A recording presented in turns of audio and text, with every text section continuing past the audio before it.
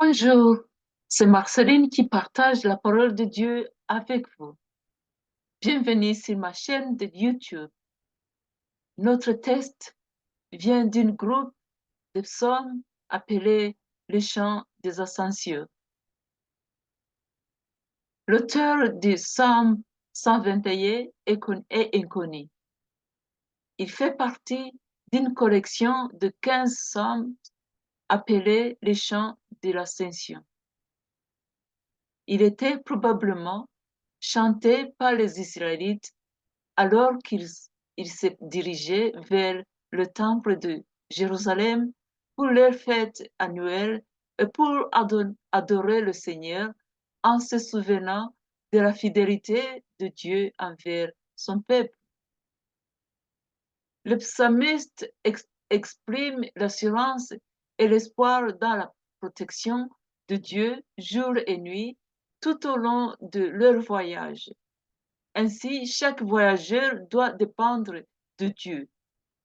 Nous attendons parler du célèbre missionnaire David Livingstone qui chantait le psaume 121 à son peuple avant de s'installer pour son œuvre de pionnier en Afrique en 1840. Le thème de notre message est Le Seigneur prend soin de son peuple et veille sur lui. Prions. Seigneur Dieu, nous te remercions de ce message. Nous venons avec toi. Nous demandons ton Esprit Saint de nous enseigner.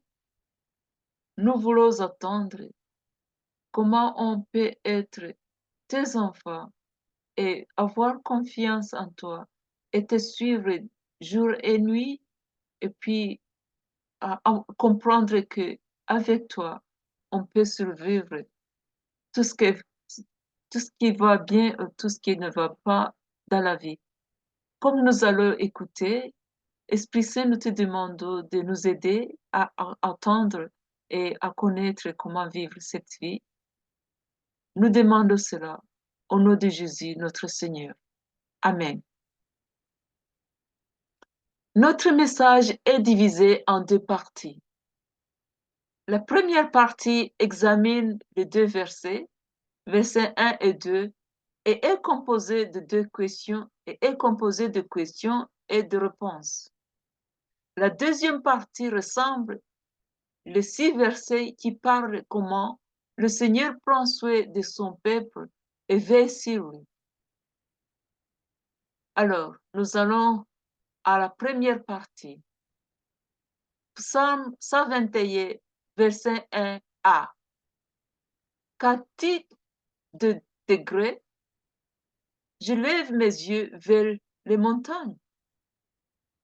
Le psalmiste marche probablement vers Jérusalem face aux montagnes devant lui. Jérusalem est la ville la plus haute de Palestine. Il était inquiet car il regardait ces montagnes à travers ses yeux et réalisait qu'il était impossible de résoudre ce qu'il voyait. On ne nous dit pas exactement ce que représentent ces montagnes, mais quoi que ce soit, semble être très difficile car cela l'amène à poser une question dans verset 1b. D'où me viendra le secours? Disons que les montagnes symbolisent ici le temps difficile de la vie. Il peut symboliser les voleurs. Il y a des années, j'ai fait face à plus grandes épreuves dans ma vie. Et c'était difficile à garder, à gérer. Pendant ce temps-là, j'étais consumée par ça parce que je ne pouvais pas penser à rien d'autre. C'était terrifiant et difficile d'y penser ou de le regarder. J'avais besoin d'aide. Mais, mes amis, c'est à travers ce genre de situation dans la vie que les croyants parviennent à faire confiance à Dieu qui se soucie qui se soucie et veiller sur son peuple. Le psalmiste, le psalmiste ne nous a pas dit quel genre d'épreuve il traversait et je ne vous ai pas parlé de miennes, mais il cherchait de l'aimer, il cherchait de l'aider et le deuxième verset de notre psaume semble répondre à sa question. Verset 2 de Psaume 121. Le secours me vient de l'Éternel, qui a fait les cieux et la terre. Le psalmiste parle de Jésus. Les croyants sont aussi des pèlerins dans cette vie. Les croyants sont aussi des pèlerins dans cette vie. La question, qui garderons-nous lorsque nous sommes confrontés, à des difficultés? Nous avons une question ici. Qui garderons-nous lorsque nous sommes confrontés à des difficultés? Est-ce que nous garderons est-ce que nous garderons nos amis? Est-ce que nous chercherons la réponse à l'aide avec l'ordinateur? Ou appelons-nous au Seigneur Jésus, notre Seigneur, pour l'aide, pour nous aider? Il est ma seule source d'aide, notre Seigneur Jésus. Nous devrions lui faire confiance, car il est le Créateur du ciel et de la terre, de tout ce qu'il contient. Il est le Créateur du ciel et de la terre et tout ce qu'il contient, tout ce qu'il contient. Aujourd'hui, je sais quoi faire quand chaque fois que je suis confrontée à une situation difficile. Je sais que faire. Les gens disent que l'expérience est le meilleur professeur de la vie.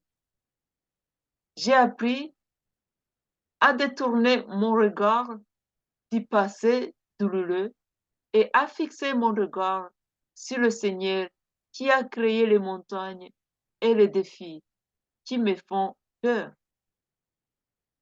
Nous devons nous parler car oui,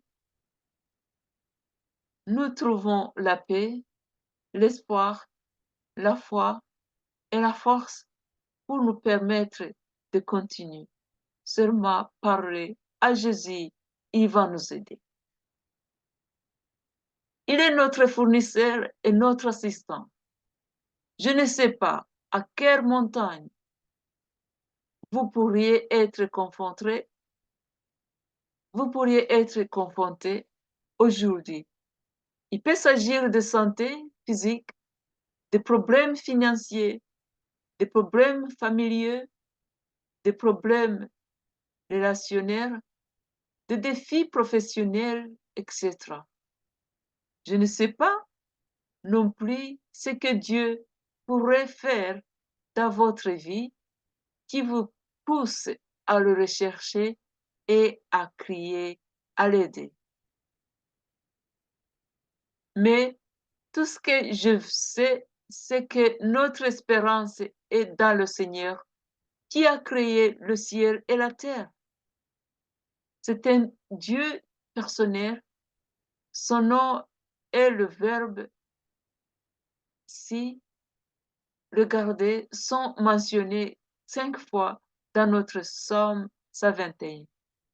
Chaque voyageur doit faire confiance à Dieu qui a créé le ciel et la terre et croire qu'ils sont en sécurité car il se soucie et veille sur nous. Il parle également de la provision de Dieu dans la vie des chrétiens, en particulier lorsqu'ils lui font appel à l'aide. Chaque fois que nous sommes confrontés à des difficultés, le psalmiste nous conseille de faire confiance à Dieu qui se soucie et veille sur son peuple. Alors, la deuxième partie de notre psaume, il va nous parler le psalmiste nous donne trois raisons pour lesquelles nous devons faire confiance à Dieu. C'est soit ses soins sont calculés, ses soins sont personnalisés et son souhait est coûteux. Il coûte très cher. Le soin de Dieu pour nous est calculé. Puisque Dieu contrôle également nos moments difficiles, chaque mot de Psaume 121 est calculé pour encourager et renforcer notre foi en lui. Verset 3, il nous dit, il ne permettra point que ton pied chancelle, celui qui te garde ne se mêlera point. Alors, Charles Spurgeon a mentionné que nos pieds bougeront au fil et à mesure du progrès, mais ils ne seront pas poussés à leur renversement. Numéro 2. Dieu se soucie suffisamment pour contrôler tous et c'est pourquoi c'est de notre bénéfice. Il ne laissera pas ton pied glisser, c'est-à-dire il y a des choses que Dieu ne permettra point dans ta vie. Le psalmiste se rendit compte que les montagnes devant lui est contrôlées par Dieu. Mes amis, Dieu connaît nos efforts. Il ne laissera rien arriver dans notre vie qui soit contraire au plan qu'il a pour nous, comme dit à Jérémie 29, 11. Dieu ne permettra pas, Dieu ne permettra pas, Dieu ne permettra pas que nos tentatives nous détruisent. Ils sont conçus pour nous aider.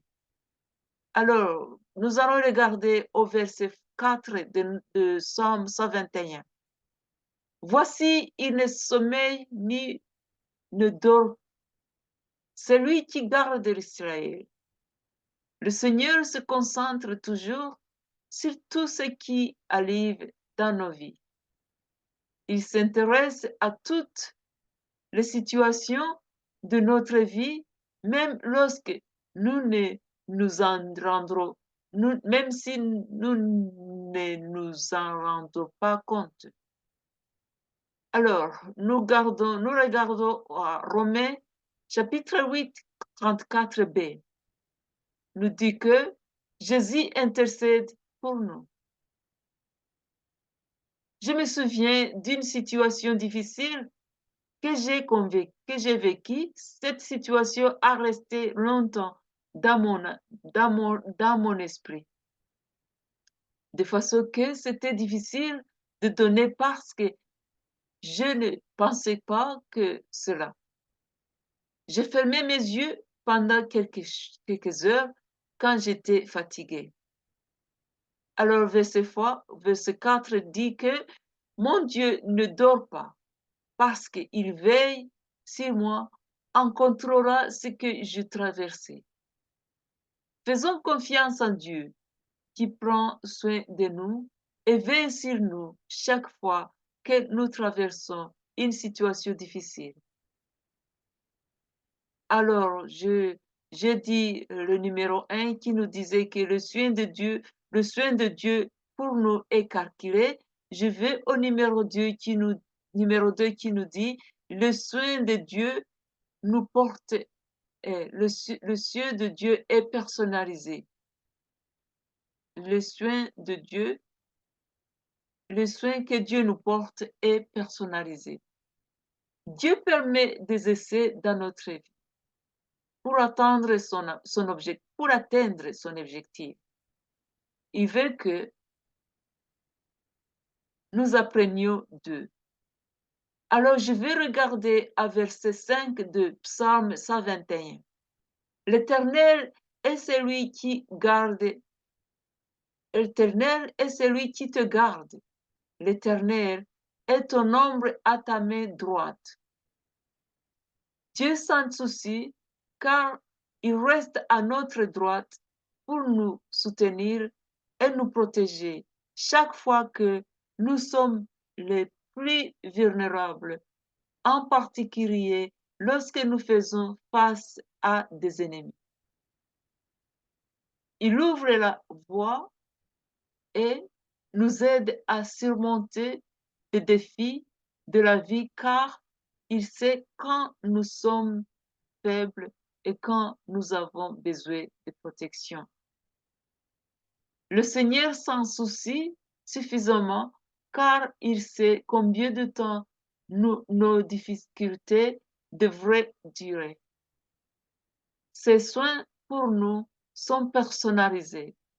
Ils sont conçus pour répondre à des besoins particuliers dans notre situation spécifique. Alors, nous allons regarder au verset 6 de Psaume 121. Pendant le jour, le soleil ne te frappera pas. Pendant le jour, le soleil ne te frappera point, ni la lune pendant la nuit.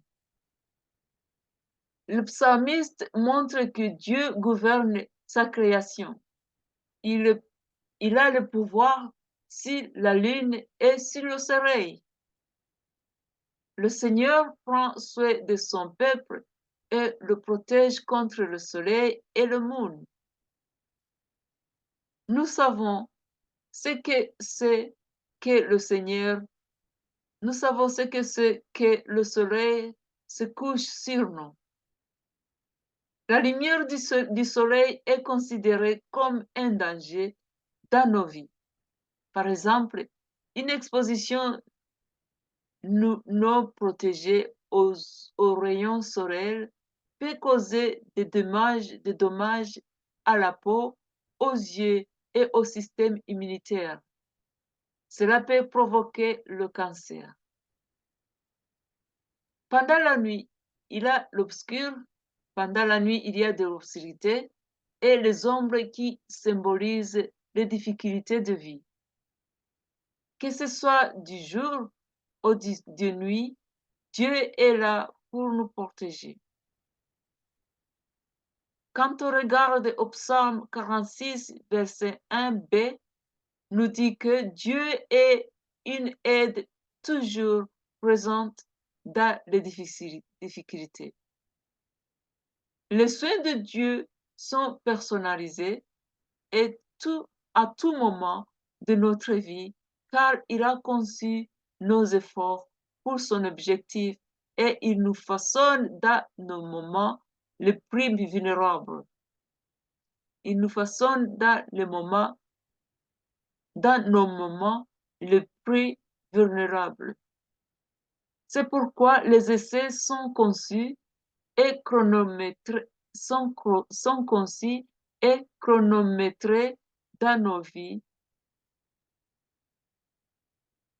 Nous ne devrions pas être contrariés lorsque nous sommes confrontés à des moments difficiles, car ils arrivent exactement quand nous en avons besoin et Dieu peut nous délivrer au bon moment.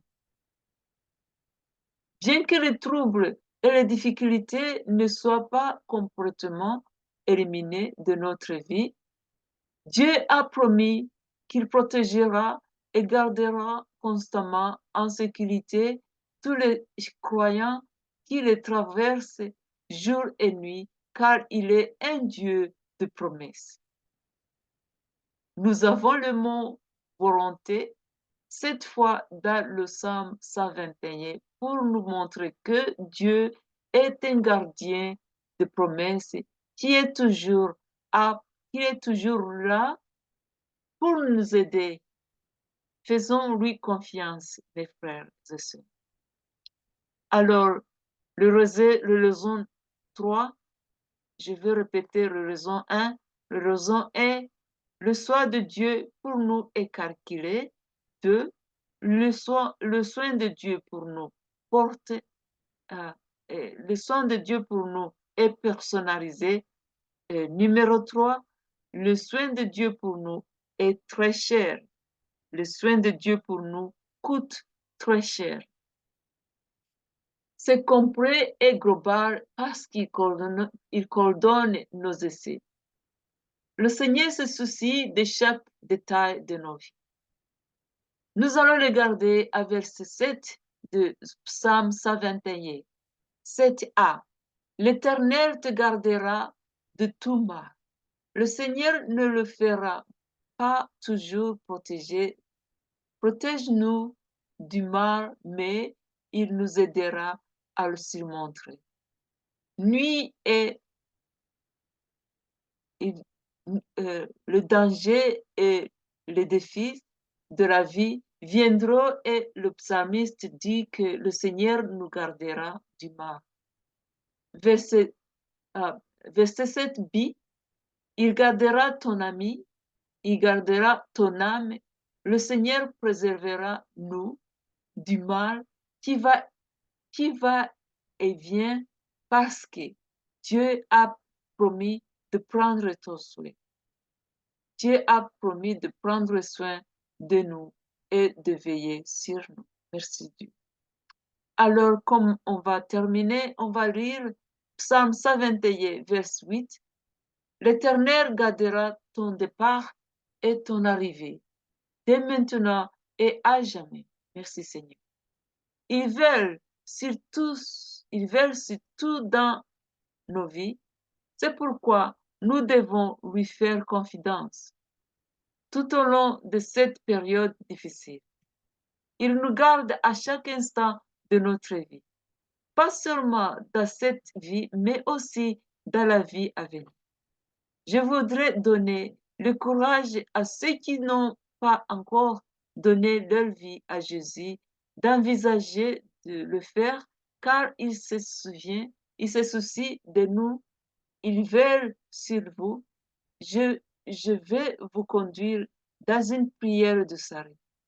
Il vous suffit de répéter après moi la parole suivante. Seigneur Jésus, je sais que je suis un pécheur et je sais que tu es mort à la croix pour moi. Je demande pardon. Pardonnez-moi, Seigneur Jésus. Je vais être ton enfant. Je veux ton Esprit Saint pour me guider. Merci pour ton amour et merci pour me recueillir. Je vais être ton enfant pour l'éternité. Merci Seigneur Jésus. En ton nom je prie. Amen. Well, je vais vous remercier si vous avez dit cette prière consciemment. Je vais vous recueillir. Bienvenue dans la famille des enfants. Je vais vous conseiller de trouver la Bible, d'essayer de lire la Bible chaque jour et trouver une église qui enseigne la parole de Dieu et aussi trouver les gens qui étudient la parole de Dieu pour que tu grandis en connaissant son nom et la bonne nouvelle.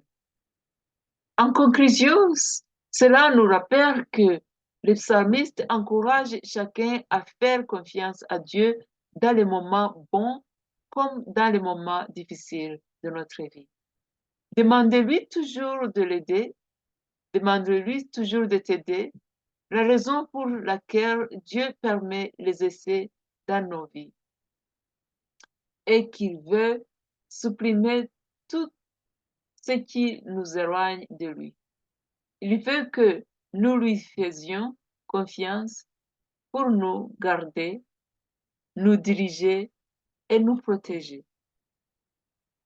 Le Seigneur ne nous, ne nous préserve pas des moments difficiles, mais il promet d'être avec nous et de combattre Satan pour nous. Je vais prier comme je finis mon message. Seigneur Jésus, je te remercie de ce moment-ci. Je remercie l'Esprit Saint de Dieu qui va nous enseigner comme nous finit ce message.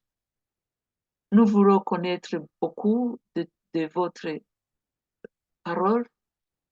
Je vais continuer à faire ce que notre Seigneur veut. Aide-nous, Seigneur, à trouver ton nom comme la réponse de tous nos problèmes. Aide-nous à courir envers toi chaque fois que nous confrontons un problème ou une situation qui est très difficile. Aide-nous à te rester fidèle jusqu'à la fin. Merci Seigneur Jésus, nous demandons ceci au nom de Jésus notre Seigneur. Amen. S'il vous plaît, je vais vous demander de partager cette parole avec les gens qui veulent connaître notre Seigneur Jésus. Et ceci va être un moment de propagande ou bien de partager la parole de Dieu aux autres et de conduire ou de construire ensemble le royaume de Dieu. Et votre reward, ou notre Seigneur va vous remercier aussi longtemps que vous disiez aux autres la parole de Dieu. L'autre chose là, c'est si vous avez écouté ce message et que vous l'aimez bien, essayez de regarder à la YouTube et puis tu peux presser like pour que la parole de Dieu puisse continuer et épanouir sur cette terre. Merci beaucoup aussi pour partir, pour être partie de cette bonne nouvelle. Je vous remercie beaucoup, puisque c'est bon d'avoir les gens qui veulent continuer à propagander ou à faire la parole de Dieu connaître. Merci beaucoup pour votre effort et merci beaucoup pour écouter cette bonne nouvelle et que Dieu vous bénisse. Merci.